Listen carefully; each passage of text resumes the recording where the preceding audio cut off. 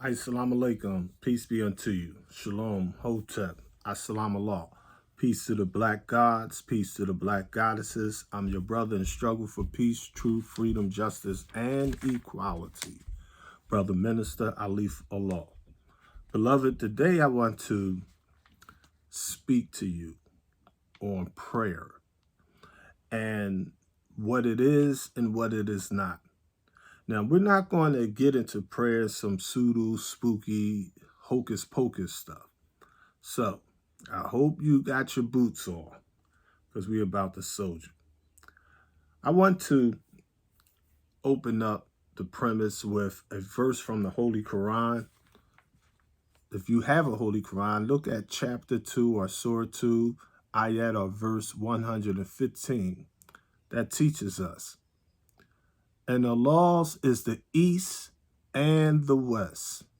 So whether you turn thither is Allah's purpose. Surely Allah is ample giving, knowing.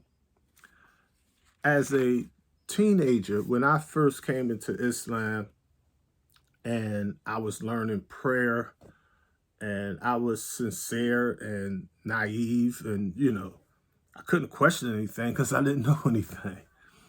So I believed what my teachers were teaching me was the truth.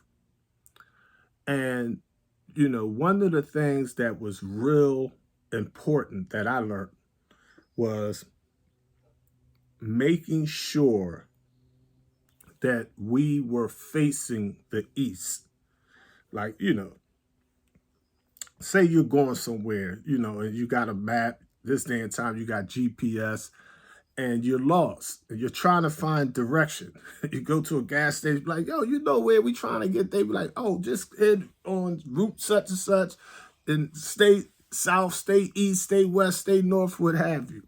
Know what I mean? And, the direction of the prayer was so serious that we thought that Allah, the God, would not hear our prayers if we prayed in the wrong direction. So 5 times a day, before the sun came up, Fajr, Thor, Ars, Maghrib, and Isha prayer. We used to make what was called supererogatory prayers or 2 extra prayers, 7 prayers all together, as the Honorable Elijah Muhammad mentions in his first book, Our Savior, to Supreme Wisdom in 1957. So those 7 prayers, we used to literally like get up sometimes 3 in the morning and, make our wudu or tayammum or gusha or stinja, and we made dua. Back then, we didn't make rakats. We would just stand up, palms outstretched, as though we were about to receive a gift, and we would make our prayers. So I did that type of prayer probably for like a good 10 years or something of that nature there. But during that time, I was also studying Arabic and how to make Arabic rakats, because the Honorable Elijah Muhammad in 1957, he also gave us the Muslim prayer book. And he explained that we should, seek guidance from our ministers, or if you're MGT, a female, from the sisters captain. So, I used to read that book and, follow the directives inside the Muslim daily prayers. I was proud when I was able to get me a beautiful prayer rug, you know what I mean? And, I used to stand, my feet 45 degrees, you know what I mean? We hold Jumar and we make sure our toes is linked, because they used to say if your toes ain't touching, the jinn or Satan could come in between the ranks and cause dissension amongst the ranks, and we would make our rakats. Now, there was little discrepancies, different schools of thought. Some people like, do you salam out, turn your head? Do you twist your neck? And, some people was like, do you point your finger or do you twirl your finger? It was just a lot of little things that my young brain, I'm just listening. I'm soaking it all up, but I'm sincere. I didn't realize I was sincerely wrong. But as the years progress and I start growing in Islam, I started reading the Holy Quran myself. I start reading the Honorable Elijah Muhammad's original divine and direct teachings myself.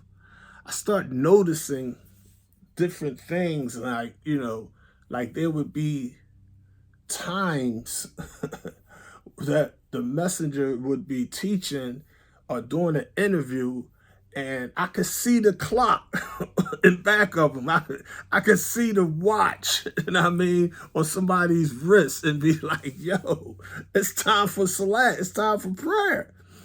And the messenger wouldn't miss a beat. He wouldn't stop and make prayer. He kept on teaching, you know what I mean? And then I'm like, as a minister, I'm trying to get in the position where I like teaching actual facts. I like giving authentic teachings of the Most Honorable Elijah Muhammad as he taught it, not as is believed, but as it was taught and practiced by him. So, I was like preparing for a lecture one day, and I was like, let me find the messenger making his rakats and all that. Because I knew he made Hajj before, so he had to make rakats. You know what I mean? But I wanted to get a picture of him, making rakats, maybe with the believers at the temple, or what have you. You know what I mean? And just, I would see him making dua. He was staying upright with his palms out. You know what I mean? Then in this book here in 1972, Theology of Time, the messenger, he had the minister lead the prayer. The minister, faced the east, and the messenger turned his back on the minister. I was like, damn, the messenger turned his back on his own minister. I mean, and the messenger explained, you see, when the minister was facing the east, I turned my back on him. I faced the west. And they like, keep in mind, all Muslims know you face the Qibla. You face the east. Like, you don't face the south, the north, or the west. You know what I mean? But when you read the Holy Quran, when you read what they call tafsir, when you read the history of Prophet Muhammad, when you read the scholarly stuff, if you will, when you look at the Arabiya, the actual Arabic that's in the Quran, when you get the Arabic dictionaries and thesauruses and all, let me look this up real quick, fam. If I have one over here, let me see.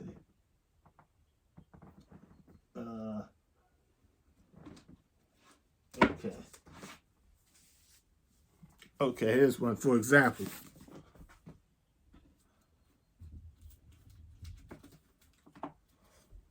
all right.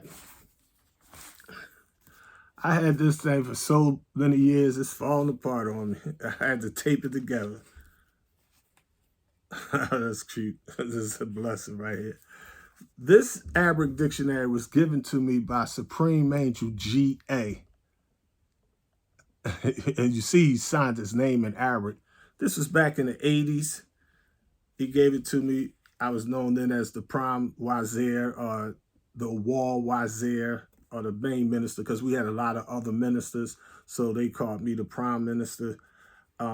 This is by Talib Wazir, or the student minister, Badi Muyi Muhammad, G.A. I mean, show it to y'all one more time. So that's from Supreme Angel G.A. Shout out to Supreme Angel G.A. You know what I mean? But I used to love this little tiny dictionary. I used to study this thing inside and out. You know what I mean?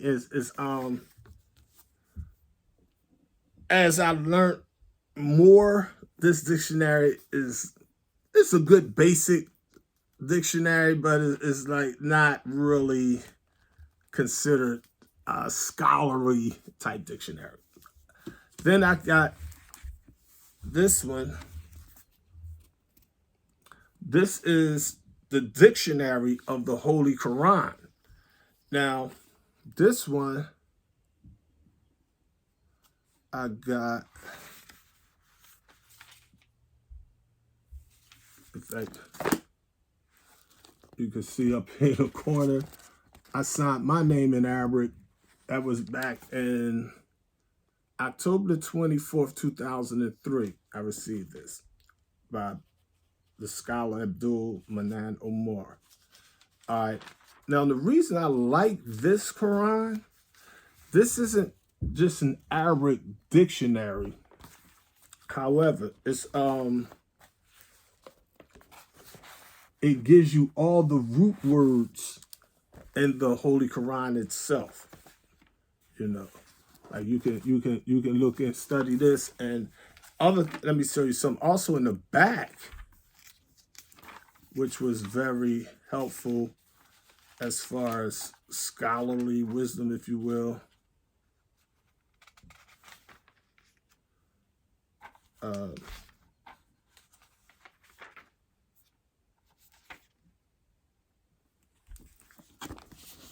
It gives you the actual history of how the Arabic dictionaries and lexicons were actually written and who wrote them. I mean, you know, like this is from the 3rd century after Hajj, AH, and I mean, you know. So, Ishaq, Hassan, on and on and on, you know. So basically, I bring that up just to let you get a peep into the reality that I'm not a anti-prayer person. I mean, I sincerely believe in the power of salat, making prayer, rakats. However, as the Holy Quran teaches us, the remembrance of Allah is the greatest force if you but knew. I used to study the prayers and practice the prayers daily, at least 5 times a day. And I don't regret it because it was absolutely a good learning experience, a spiritual experience, a theological, and educational, and social, and unifying experience. You know, just the brotherhood coming together, doing stuff is always a good thing. You know what I mean? But in that 18, 19-year-old brain of mine, I wish I had known the divine and direct teachings, not quotes, but the teachings of the Most Honorable Elijah Muhammad. The reason I say that is because the Honorable Elijah Muhammad wasn't running around making rakats 5 times a day. I mean, he was, you know, like Fajr come around, Thor, Arsh, Maghrib. He's not going to roll his prayer mat out and, you know, make wudu and then make some rakats. He believed that. He taught that. But no, he didn't practice that like that. Orthodox Muslims do that.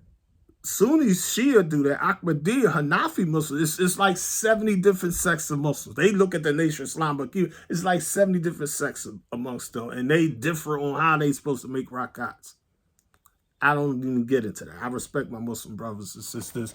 I let them do that thing. Now, I mean, the Holy Quran teaches us, say, O ye disbelievers, I worship not that which ye worship, nor do you worship Hua or him whom we worship, nor do we want to worship that which he worship, nor do you want to worship him whom we worship. To you be your way, to me be mine.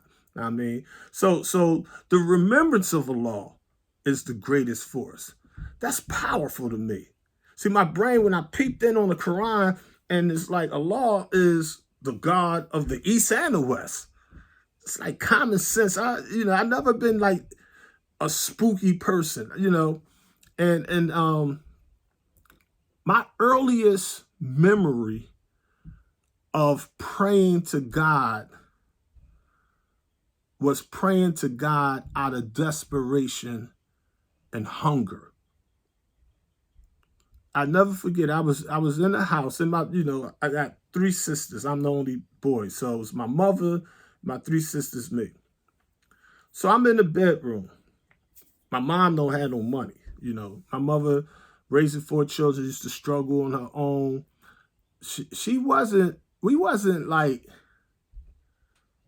starving, like homeless and nothing like that. You got people that's starving. You got people that's homeless. We was poor, but we wasn't as poor as other people, and we definitely wasn't as wealthy as other people. Know what I mean? But we had love in the family. Know what I mean? And what is clear to me, I remember those of you that may be old enough remember Murray Steakhouse. Murray Steakhouses was like meat packing supermarkets, if you will. Like you could go in there, like the Nation Slime used to sell boxes of Whiting H&G fish. Murray has something similar. They have fish, chicken breast, chicken wings, whole chickens, ribs, pork chops, hamburgers, whatever you want.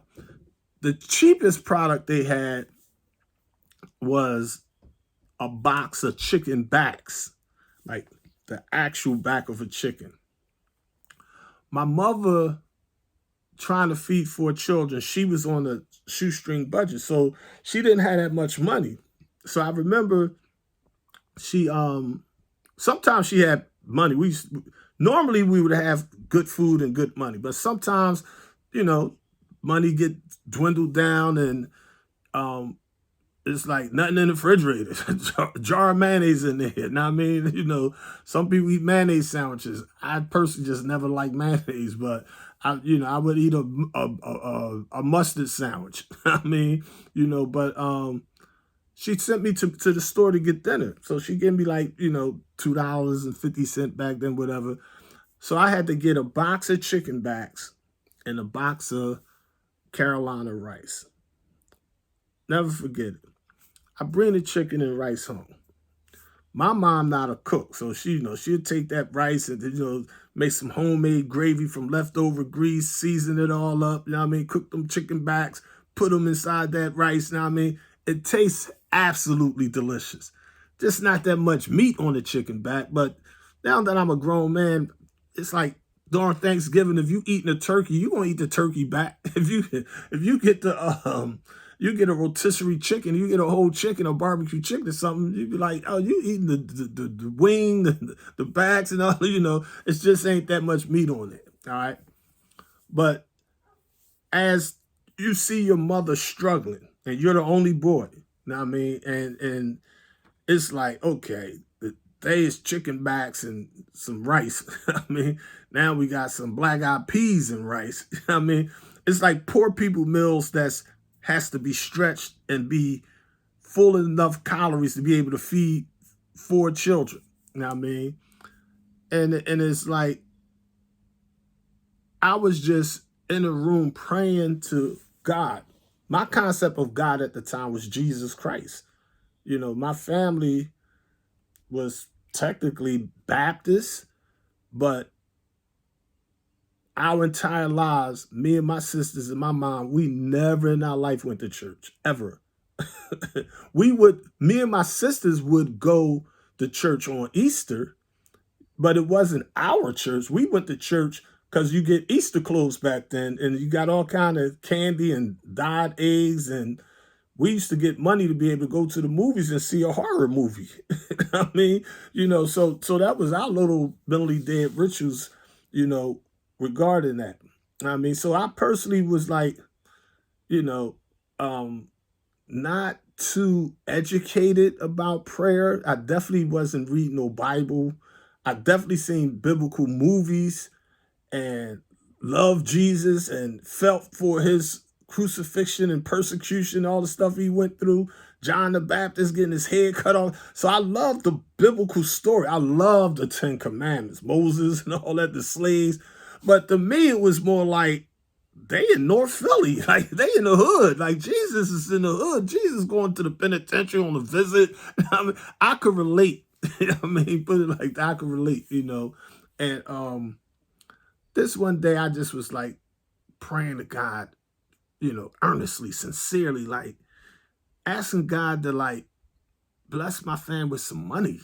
I mean, so that we could get some good food instead of, this poor man's meal that we've been eating. You know what I mean? And I was curious. I started asking God to, like on the movies and stuff, show me a little miracle. You know what I mean? Do something to, that I'll see that you really exist. And I'm going to sincerely go all out for you. You know what I mean? And I wanted God to like just move the curtain or something like that. I mean, make the sun go black where only I can see it real quick. Just make it just go dark and then come back. I'd be like, okay, God is real. I'm going to be praying. I'm going to be, I'm going to be righteous. I'm going to be doing my thing. And I sincerely prayed to that mystery God. And I didn't get an answer. And I was depressed about that. Like, God don't even listen. I mean, God don't even answer your prayers when you need him. I mean, like that. You know what I mean? And I put my hand, it was summertime, I put my hands in my shorts, and I noticed I had like 2 pennies. I mean, and I put the 2 pennies on the windowsill and was just looking at them. And I turned it over, looked at the other side, seen Abraham Lincoln picture on there and all that. The white man. I ain't think about it at the time, but I'm looking at the penny, and I just concluded I'm not going to be praying to God for help, and he's not going to help. Because it reminds me of me asking my dad for a bicycle or a Christmas toy or something when him and my mom separated, eventually divorced, and my physical father wasn't there. He wasn't answering my prayers. He wasn't showing up. I mean, and here it is, the God of all of creation. He too is an absentee dad. I was like, man, forget Pops, forget God. I'm going to make it happen. And I went out in the street that day. And I came home and blessed my mom with like almost $80. She was so happy. She's like, where you get this money from? I thought I used to always say I found money. I'm in the street doing devilishment, but I'm making things happen. I'm answering my own prayers. But I noticed as a child, when I answered my own prayers, I got answers. I mean, things happen. Sometimes I get in trouble, I'll mess up, but it was a cause and effect. It was a mathematical thing. I wasn't facing the east or the west. I mean, I was on the tip of like, let me make something happen instead of waiting for things to happen. And when you don't have proper supervision, manhood training like we used to have back in our ancient cultures before we got kidnapped and robbed of the knowledge of self, and put under imperialism and colonialism, we had a system where young men wouldn't have to worry about all that. I didn't have it. It was like somebody scattered some seeds, the children and this, that, you just had children in the ghetto and they grow like weeds.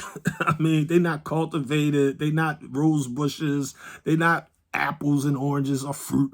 I mean, they just like walking down the street, you just see some weeds growing up between the cracks of the concrete, or you just see some weed all on the side. You see just a whole old house knocked down and just weeds growing all in the field. That was me and my friends. We was just over there with 40s and guns and weed, girls, and trying to get the newest sneakers and, listening to the newest rap song and the hip hop era jumping on. But it's like, you can't come to us with nothing spooky. Not me. Nah, it's not happening. Like, I have friends that like, we be walking and they be like, damn, H, why you walked on the wrong side of the pole? You got to come back. You're going to have bad luck. Man, fuck you and that pole. I mean, my mom would take and be sweeping the kitchen floor. I come in the couch. She accidentally sweep my foot. Like, I was born with the name Ish. Ash, you had me sweep your foot. Spit on this broom. Spit on the broom for what? You're going to have bad luck if you don't. Like, Mom, you tripping. Nah, I'm not spitting on, like, I'm disobeying you. No, I'm not going to spit on the broom. No. I mean, that's that down south voodoo stuff, that voodoo stuff.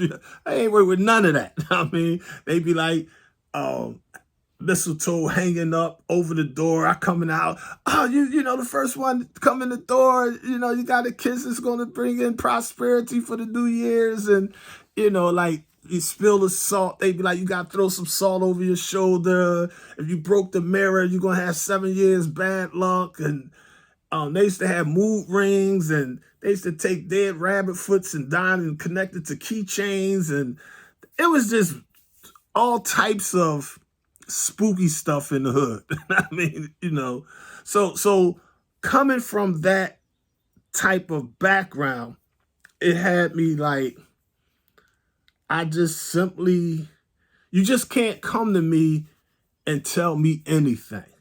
And I'm glad I went through all that hardship, because it psychologically and socially made me adept to the life-giving teachers of Elijah Muhammad. Like the message said, message to the black man, answer your own prayers. That makes sense to me. This whole, let me listen to this old man. He sound like the kind of preacher that I would love to go see in the air. I mean, so when I'm reading the messenger's message in this age of mess, it just resonates with me. When I look at his lifestyle, his sunnah, it was like nothing spooky. Like, yeah, he definitely believed in prayer and all that, but he definitely wasn't like you don't see in 1930 or 1940 or 50 or 60 the FOIs and MGTs making rock cots together on Friday. And I mean, like the Nation of Islam, like I say that even as a like I had family members that were registered Muslims. You know what I mean? My mother's older sister, you know, and her children, they were in the Nation of Islam. You know what I mean? You know, it's like I lived in all over North Philadelphia. You know what I mean? My mom was like, she moved from here to here to here. So growing up, we would move every few years or something. You know what I mean? So I've seen FOIs all my life, all over the place. But they did not make rock cots and all that. I mean, I knew that there was a difference between the Orthodox Muslims, if you will, and the Nation of Islam. You know, the brothers with the bow ties and other brothers had that Kufis. You know, you had Hebrew Israelites out there at the time. Lots and lots of Christians, you know, Baptists, what have you. Now, I mean, the Protestant community, you know, and it's like, it wasn't like I was trying to figure out which one I wanted to join. I didn't want to join any of them. I didn't want to join the Nation, the 5%ers, the Sunnis, the church, none of that. I'm like, I'm gonna join these streets. I'm gonna join these savages, these 85ers, these mentally deads over here. I mean, it's like we try and get money. Now, if you came through with a plan, a hustle, trying to get some paper, you gonna hold my attention. Know what I mean? But going to a religious meeting is like, nah, it really just wasn't my thing. You know what I mean? So I never thought much about the prayers until I start getting knowledge of self and joined the Nation of Islam and start studying the teachers of Elijah Muhammad. And then I finally read the Bible, read the Qur'an, and once I start reading it, I'm like, wait a minute. This Bible is crap. Why is the church teaching that over there? Why they ain't teaching this biblical stuff? Like, I would have been in church if you would have been teaching the Bible. I would have been at the masjid if y'all was teaching Qur'an. Y'all, it's like y'all teaching hadiths. y'all teaching tafsir and the sunnah, everything except the Holy Quran. Like, no, go back to the plain old Holy Quran, the plain old Holy Bible. I mean, just teach like those little parables and analogies. And it's like that stuff was like, wow, this Bible is deep. This Quran is deeper. You know what I mean? I love those scriptures. Like, yo, this is beautiful. Know what I mean? Like when I heard about the Master Bilal, I mean, calling the Don and all that there, you know, black man and all this stuff, you know, it's like that. It's like, oh, this, I see how people spook stuff up, how spiritual sciences turn into organized religions. Now, I mean, and people start taking the rituals over the reality. I mean, you know, they take the symbols over the substance. Now, I mean, they start thinking that the Bible came floating out of the sky from a Father, Son, and Holy Ghost magical God like the Wizard of Oz, and he's going to give you a brain or give you a heart or give you some courage or give you some magical shoes so you can go on the path of progress and go back home and do for self. It is like spooky stuff. I mean, you know, so I get it. I understand how it's easy for the 10%ers, the rich, the slave makers of the poor who teach the poor lies to twist stuff because they trying to get charity. They're trying to get sadaqah, zakat, tithes. I mean, they try to get that paper. So I'm coming from coming from the hood, it's like, okay, they hustling. That's why, you know, the more numbers you got, the more money you're gonna make. You know what I mean? The more control you have over the people's minds and hearts, the more control you're gonna have over their pockets and pocketbooks. I get it. You know what I mean? But it's like, as a student follower of the messenger's message in this age of mess, I dedicated my life to giving people the raw, the reality, the hawk. I mean, let's turn now. Remember, Allah is the God of the East and the West. All right. Let's reread chapter 2, verse 115 one more time. And the laws is the East and the West. So wherever you turn, thither is the law's purpose. Surely a law is ample giving, knowing. I now want you to turn your Holy Quran to chapter 2, verse 177. This is the title, the cow, if you will. The Quran says in chapter 2, verse 177, it is not righteousness that you turn your faces towards the east and the west, but righteous is the one who believes in Allah and the last day, and the angels, and the book, and the prophets, and gives away wealth out of love for him. To the near of kin, and orphans, and the needy, and the wayfarer, and to those who ask, and to set slaves free, and keeps up prayer and pays the poor rate, and the performance of their promise when they make a promise, and the patient in distress and affliction, and in the time of conflict. These are they who are truthful, and these are they who keep their duty. So, coming from the hood, this is a beautiful verse. I'm like, yo, it's like me reading the Bible, and you reading about Jesus, and he's like healing the sick people. He in the hood, feeding the hungry. He going to jail, on the visit with see John the Baptist. I'm like, Jesus is a good dude. Like, yo, I love this guy. I respect this brother.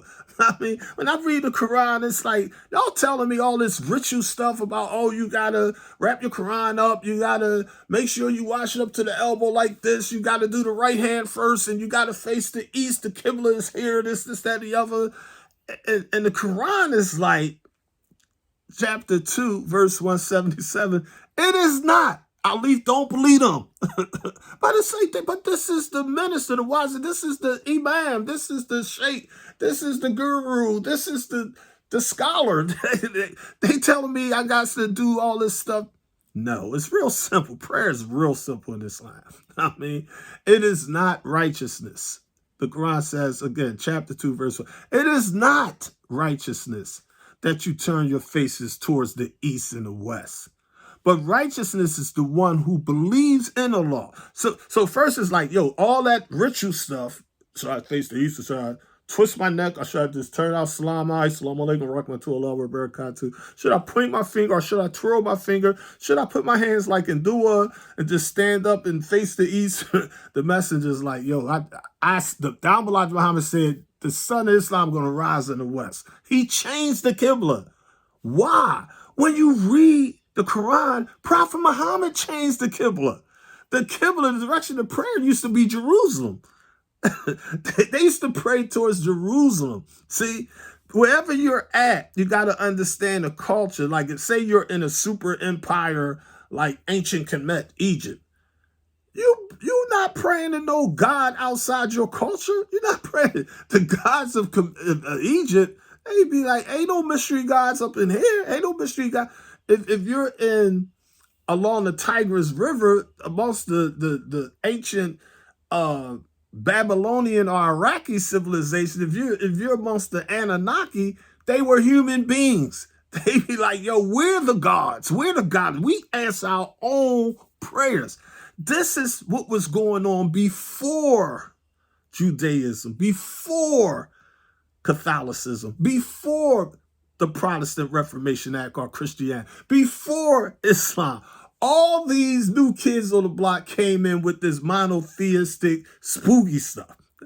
And it's based off of the ancient, natural, cultural, African spiritual sciences, the Asiatic world sciences that was taught in ancient Arabia, India, China, Australia, Cuba, the Native Americans in North, Central, and South America, the old Mexican, everybody believed in prayer and spirituality, but they had their own cultural, scientific rituals and observances based on natural laws. They looking at planets at nighttime. They're looking at the sunrise and the sunsets, as we call it in this day and time. They're looking at earthquakes and volcano eruptions. They're looking at the rivers overflowing. They're looking at the seasons changing. They're looking at butterflies coming out their cocoons, and they're looking at babies being born. They're looking at human beings that die. You know, they're looking at peace and they're looking at war. They're looking at the youth and they're looking at the elders. They're looking at the males and they're looking at the females.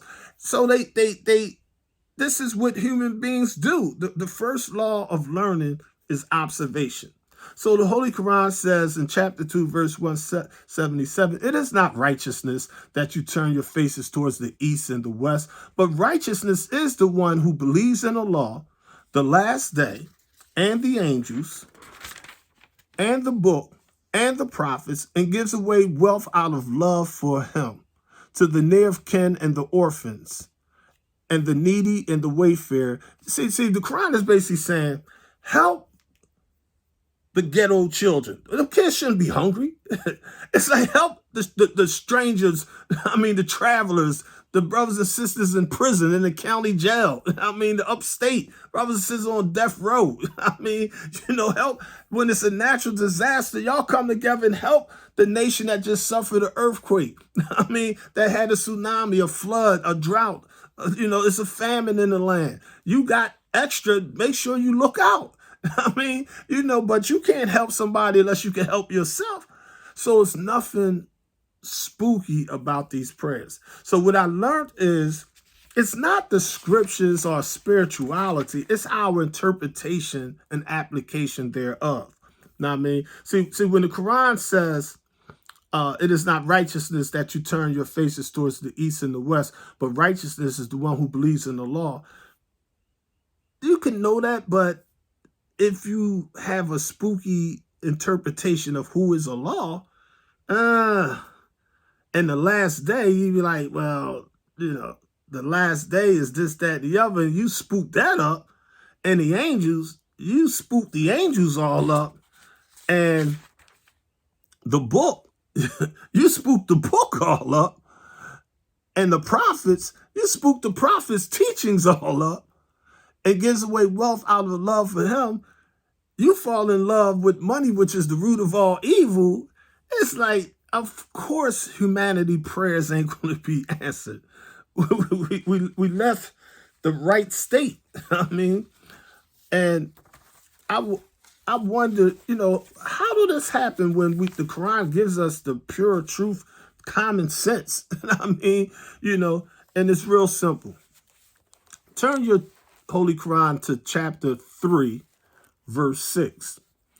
The Holy Quran teaches in Surah 3, ayat 6, it says, Huwa, or he, it is who has revealed the book to thee. Some of his verses are decisive. They are the basis of the book, and others are allegorical. Then those in whose hearts is perversity follow the part of it which is allegorical, seeking to mislead and seeking to give it their own interpretation. And none knows its interpretation save Allah and those firmly rooted in knowledge. They say, we believe in it.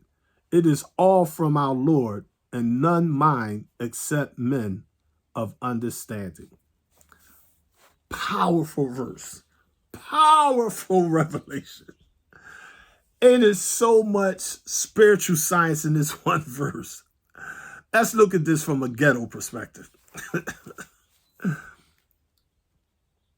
Hua. They have the very first Arabic word, hua, there. He it is who has revealed the book. That's Kitab. He it is who has revealed the book to thee. Some of his verses, not all of them, some of his verses are decisive, are just plain and simple, real clear.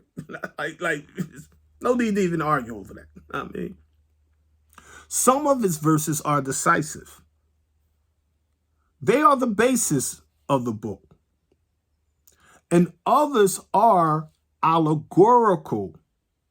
Allegorical? Symbolic. Like, don't take it literally. Like, the Quran says, it's like you taking the Bible or the Quran and you're reading stuff like Jesus turned water into wine and Jesus walked on the water, and you're taking it literally. I mean, the man was dead and came back. You're taking it hook, line, and sinker. It's like, we're trying to teach y'all a lesson by using analogies and similes and parables and allegories, and we taking the symbolic stuff literally and taking the literal stuff symbolic. I mean, he was like the Quran uses the word huwa, he. Oh, that don't mean he. But it says, I'm looking at it, I see a ha, I see a wa. It's two vowels on top. It's a duma and a kasra on there. It says huwa, he. Well, let me go get a dictionary. Huwa in Arabic. He, father, a pronoun, something of the male species. I mean, let me go get the white man's big giant collegiate dictionary. Let me go get the old ancient Noah Webster's dictionary. He, I mean, it's nothing spooky, but people make it spooky. They be like, who Allah? It's like, I said who Allah, but I don't mean who Allah. I'm saying it says who Allah, but the who don't mean he. But why did it say he? Like, why would God not say what he mean and mean what he say? Like, your interpretation is what's going on here. So the Quran says, he it is who has revealed the book to thee. Some of his verses are decisive. They are the basis of the book, and others are allegorical. Then those in whose hearts is perversity follow the part of it which is allegorical, seeking to mislead. Their niyat, their intention is to deceive you. Their intention is to try to hold on to their meal ticket. See, they make money with institutions of worship. So they be like, oh, we need people in these pews if I'm going to be on this rostrum at this church or this cathedral or this temple or this masjid or this university or this school. I need to make sure that these believers are going to hear and obey so that the gravy train going to keep moving. Because if they start thinking for themselves, I'm going to have a problem. You see? So the Quran says, he it is who has revealed the book to thee. Some of his verses are decisive. They are the basis of the book, and others are allegorical. Then those in whose heart is perversely follow the part of it which is allegorical, seeking to mislead and seeking to give it their own interpretation. See, when it comes to the teachings of Elijah Muhammad, you will hear ministers and captains and secretaries say things so eloquently. Oh, the Honorable Elijah Muhammad said, where did he say that nonsense? Where did that interpretation? You're going to have to show and prove. Don't show and tell it. Like that goes against everything the Honorable Elijah Muhammad teaches us. So don't let them spook you up, giving it their own interpretation. See, they can be sincere. They could just be sincerely wrong. See what I'm saying? See, you got to be careful after a prophet of God teaches a people. That people spooks up that prophet's teachings after that prophet dies. So the teachings of the historical Musa, Moses, like let's look at the historicity of Musa according to Allah, who came the person of Master Muhammad, to whom all praises are due forever. He taught us about Musa. He taught us about Nimrod. He taught us about Yaqub. He taught us about Jesus. I mean, he taught us about Prophet Muhammad. But when you look at it, you be like, how did they get from Moses coming to the caves and hillsides of the Caucasus Mountains, civilizing the devils, to having Moses part the Red Sea and freeing slaves in Egypt that's supposed to build? I mean, the lies is so extreme that after 4,000 years, you can't find a kernel of the truth no more. They got Moses as a white man, freeing slaves in Egypt, where the historical Moses was a half original man teaching white folks when they was in the Caucasus Mountains after being exiled by black folks and made to wander across the Arabian desert. You got the real Jesus, the real Arabic Isa or Yeshua. You got the real Jesus, who Master Muhammad taught the Honorable Elijah Muhammad, was a physically dark-skinned black man. He wasn't a black man. He was a dark-skinned brother. The police killed him. The Roman soldiers stabbed him in his heart, and rigor mortis set it. So when the police arrested you 10,000 years ago, they carried 18-inch daggers. I'm saying this because I actually studied the historicity of this stuff, like the actual Bible, the Quran, the history of it. Know what I mean? And the Roman soldiers was trained like that. Now, I mean, it's like they would have it inside that sheath, and if they was, left-handed, the Bible in the Old Testament even teaches about the one soldier that's going to have it on the opposite side because he was left-handed. So it's like common sense stuff here. But when Jesus puts his hands up, they stab him in his heart because, the Jews put the reward money out on him. He was wanted dead or alive, and they was going to torture him. So Jesus gave up his life for the truth. When they finished with this dark-skinned black prophet teachings, they spooked it up so much that in 2025, Jesus is a white man that they said had his hands nailed to a cross and his feet nailed to a cross, and he was resurrected. God sent him to die for the sins of humanity. He came, he died for the sins of humanity. After he died, humanity committed more sins than before he was born, and they've been waiting 2,000 years, and they still waiting for him to come back from the sky to save humanity from their sins. It's pseudoscience when they finish with the stuff. Like the Elijah Muhammad teaches, Prophet Muhammad was a dark-skinned black man. He wasn't just black. He was a dark skin. Mr. Muhammad speaks this in the message. Read the Supreme Wisdom, 1957. The messenger himself teaches Prophet Muhammad was a dark-skinned black Arab.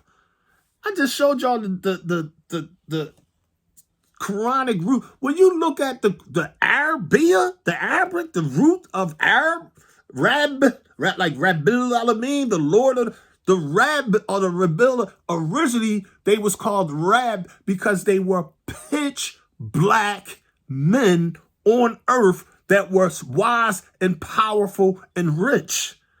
Jews, the European Jews, they used these black lords in their thing, but they called them rabbis. So it's like people always spook up the teachings after the death of a Nabi or prophet or Rasul, messenger. So when they finish, Prophet Muhammad, sallallahu alaihi wasallam, or thoughts of peace be upon him, he was a black man that rode a black horse. They wore black guards. Go study the scholar Ivan Van Sertima. I got this stuff somewhere around here too. Read African presence in ancient Arabia. I mean, he showed you before he went there. He went into museums. He seen the ancient Qurans and all. When you study science, facts, reality, it takes the rituals and interpretations and spooky and throw all that stuff away. But people are so spooked up. When they finish with it, here you got Prophet Muhammad thinking he could reform these devils. The 30th chapter of this Holy Quran is called Al-Rum, the Romans. I mean, the Romans, 14, do you understand the power of the ancient Greeks and Romans and them conquering the world, the power of the ancient British, the power of the ancient English and Dutch and Portuguese and French and German? Everywhere they went, they was behold the pale horse. They coming to conquer and take over. And when they conquer and take over, they just kill all the leaders, the spiritual strong ones, the warriors. Y'all got to go. All y'all books, burn that. But they was worshiping like this. They was teaching, burn their libraries, put them books in piles. All this. If they not accepting the white man as God, if they don't believe in the Lord Jesus Christ, kill them and burn that stuff down. I mean, don't even let them speak their own language. Take their women, impregnate them, raise those children to be loyal to the imperialists, the colonizers. This is the reality of what happens on this planet. But people get this spooky Kool-Aid version and they drink the Kool-Aid. Oh, I'm a Jew. I'm a Hebrew. I'm a Catholic. I'm a Christian. I'm a Muslim. I got true Islam. Spooked out their mind. Have no sense of what they're believing. They never really just simply studied it. Like, I studied the Sunnah. I studied Christianity. I studied Catholicism. I studied Judaism. I studied ancient Kemet. I studied that stuff. Because I wanted to know, like, I can't be like, the Elijah Muhammad is true unless I compare what he teaches to what the world is teaching. So I was like, I got to study history. I got to study math and science and spiritual systems. I got to study the Native American. I got to study reality. I mean, and then studying the sciences of life, you'd be like, okay. I mean, you know, there's things I know, things I don't know, things I understand, things I don't understand. And you be like, I'm always learning. And in 2025, at the age of 60, being a student follower of Elijah Muhammad's teachers, being in the ministry for 40 years, after 40 years, I'm still a baby in the teachers of Elijah Muhammad. That's like learning all the lessons, Arabic, the Quran, the Torah, like you name it. I mean, the messenger's message is the only thing, in my humble opinion, that will guide us through this age of mess. So when you look at prayer, you got to understand, as different spiritual systems develop, every culture had its own form of prayer. You got FOIs and MGTs that's like basically now trying to teach. Master Muhammad was praying to a mystery God, making rakat. It's like, you'd be like, you listen to it, you'd be like, wow, where did Elijah Muhammad say that? Where's that at in his books? What tape is that in? What Muhammad speaks is that in? They're not going to tell you that because it's hadith, it's sayings. I mean, and one problem with the human brain is memory. see, you know, you can put 10 people in a room and have something happen and have each one of them write an analysis of what they just seen and heard, and you're going to get 10 different versions, 10 different interpretations. It's just the way the human psychic operates. I mean, you know, we just that's just not a reliable way of studying. Master Muhammad gave the messenger a list of 104. It's like, no, you go to the library, you study these books. You know what I mean? You know, he gave him his first term examination assignment on Lost Found Muslim lesson number 2. You know what I mean? You know, so we want to take the easy way, the shortcut. It's true because Brother Minister Ali said it. It's true because Reverend so-and-so said it. It's true because Imam so-and-so said it. It's true because it's in a book. It's true because it's on the internet. It's true because my father's father taught it to all his sons and they taught it to me. It's true because my daddy celebrated Christmas and his daddy celebrated Christmas, so my children are going to celebrate. It's like, but you never took the time to study the origins of Christmas? Like, in this day and time, I told y'all something that a lot of y'all still ain't using. I want y'all to do this. Download ChatGPT. It's a free app. We're in 2025, family. We're in the age of information. When you hear me teach, or your minister, your captain, your secretary, your imam, your reverend, your guru, your sheikh, your scholar, when you see videos and people be like, there was aliens that that, you could simply ask AI. I heard this video guy say that I can do this with my taxes, and it'll scour the earth and be like, it's pseudoscience. What about the aliens that came in? It's a lie. I heard that they found a city under the pyramid of Egypt, the Great Pyramid of Giza. It's a lie. It's pseudoscience. We're in an age where this technology is so easily disproven, but you see the 85%, the masses believe the lies. Why? The 10%, the rich, the ones that's there trying to make money, they don't care anything about the people. These are white and black devils that are simply trying to capitalize on your ignorance. And they're keeping you a slave by having you looking for power outside of yourself. So when the 5% poor righteous teachers come to try to teach you, y'all look at us like, they crazy. We ain't trying to hear that corny stuff. And it's like, y'all keep going for the okie doke. Time after time after time. Y'all praying to the sky. Y'all bang your heads on the floor. Y'all got your heads in Jerusalem on the walls. But y'all not using your 7.5 ounce brain, your 14 billion brain cells. You're not letting your thoughts travel 24 billion miles per second. You're not using common sense. I mean, it's sad. But we're going to keep on trying to wake you up. We're not going to let them 10% charlatans keep y'all asleep. We're going to mentally resurrect y'all. The Honorable Elijah Muhammad told us in the table talks in 1972. He said, the Savior told me, he said, brother, we're going to take those that peep and mutter straight to the chopping block and chop their heads off one by one. The Holy Quran teaches us that in the day of Yom Kiyama, in the judgmental, Allah gonna let the devils go ahead and do that little space exploration. They think they're gonna colonize Mars and enslave the universe. Not happening.